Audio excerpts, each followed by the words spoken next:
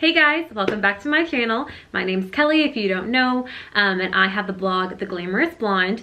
So on Instagram, I got so many requests about how I did this to my hair, and I thought it was like crazy, very out of my normal perfect curls. So I was like, hey, I'll do a really quick tutorial about it. So this look takes no time, like takes me maybe 10 minutes, and it lasts for days. So if you want to see how I created this look, just keep on watching. So this is clearly not a very fancy video, but I just wanted to show y'all what I do. So first of all, I have a clip to clip all my hair back. I have my favorite hairspray. I always use it. It's like $4.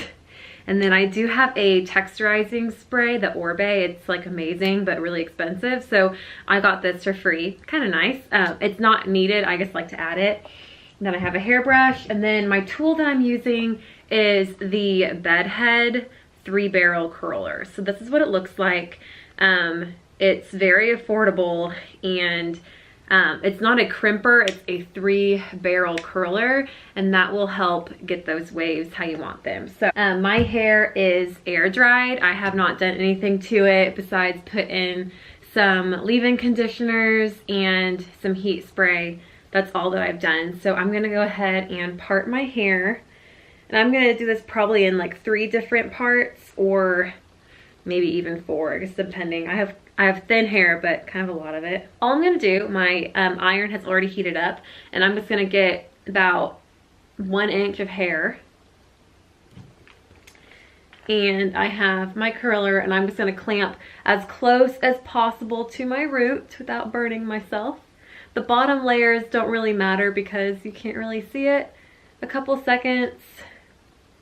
I would say ballpark like 4 or 5 seconds, nothing too long. And as y'all can see, I'm already getting that nice little wave there. If you want it to be even more crazy curly looking, you can leave the clamp on longer. I just don't want to put that much heat on my hair. So there's my first part, and I'm going to keep doing that to the rest of this side.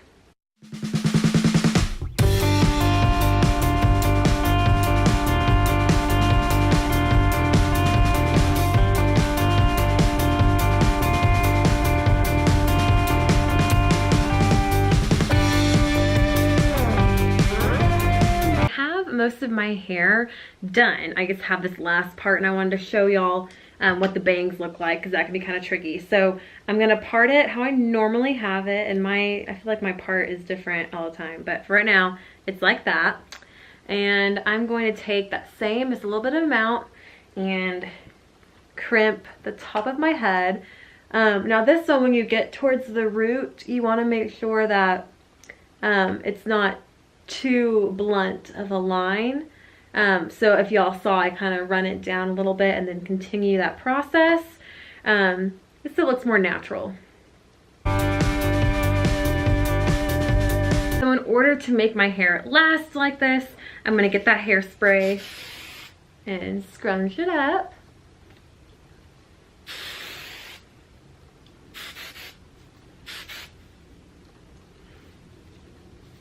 And it's awesome. Now this is the part where if you want to use a texturizing spray, you totally can. I'm going to shake this in just a little bit at my root. I'm going to apply some texture.